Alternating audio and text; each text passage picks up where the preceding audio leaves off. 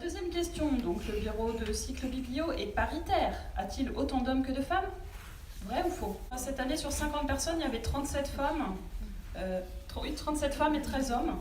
Parce que c'est vrai que souvent, la question se pose, les femmes se disent « Ah oui, mais s'il y a des hommes, ils vont vite, ils ne font pas tous du triathlon, les hommes, c'est pas vrai. » L'idée avec les vélos, les gilets jaunes et tout ça, c'est que lors des rencontres avec les bibliothécaires, comme ça on est identifié donc, en tant que bibliothécaire face aux collègues, face aux élus et aussi face aux lecteurs, enfin probables, ou personnes, les passants qu'on croise dans la rue.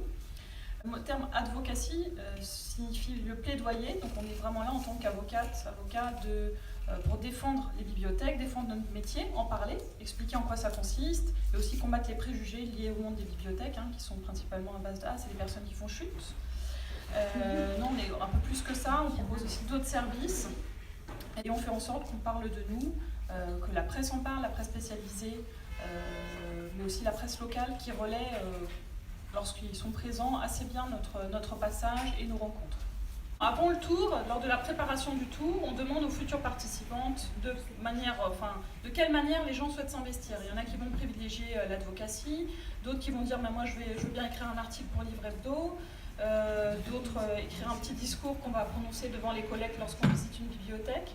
Et c'est vrai que c'est un souhait qu'on partage, qui anime l'équipe du bureau et du CA, c'est que la réussite du tour, elle ne dépend pas seulement de notre action qui est aussi logistique, préparation, réservation des hébergements, organisation des visites, c'est aussi les participants qui s'engagent à apporter un peu de leur expérience, de leurs envies, de leurs souhaits, de leurs projets et d'échanger autour de ça. Et ça c'est important parce que ça contribue énormément à la réussite et à la bonne entente entre tout le monde. La bonne ambiance d'abord qu'ils mettent, à laquelle vous avez pu goûter ce soir déjà un petit peu.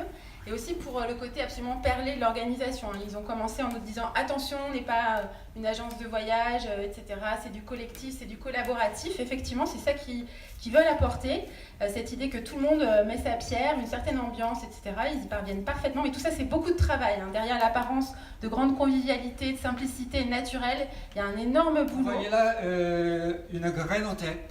On est allé à la médiathèque de Hervaux. Il y a un peu partout des grénothèques dans les médiathèques, en France, mais aussi en Belgique. Et pour moi, c'est devenu un peu le symbole de cyclobiblio.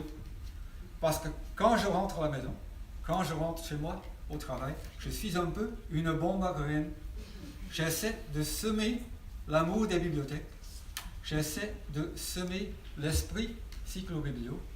J'essaie de végétaliser les politiciens afin qu'ils comprennent un peu mieux qu'investir dans la bibliothèque, c'est investir dans la société. Après cyclo-biblio, donc c'était avec Hélène, ici présente. On a passé le lendemain de notre arrivée à La Rochelle, le pont de l'île de Ré, et on a souhaité continuer. On est allé dans une petite bibliothèque municipale à Saint-Martin-de-Ré, continuer à distribuer des flyers.